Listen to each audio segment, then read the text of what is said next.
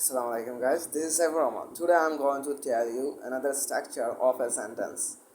স্ট্রাকচারটি হলো where plus auxiliary verb plus subject plus main verb plus object শেষে প্রশ্নবোধক চিহ্ন। এই স্ট্রাকচারটি মূলত একটা প্রশ্নবোধক structure. For example, where do you do the work? তুমি কোথায় কাজ করো? Where did you do the work? তুমি কোথায় কাজ করেছো? Where have you done the work?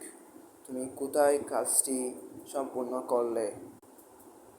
এই স্ট্রাকচারটি মূলত কোথায় কাজ সম্পূর্ণ হয়,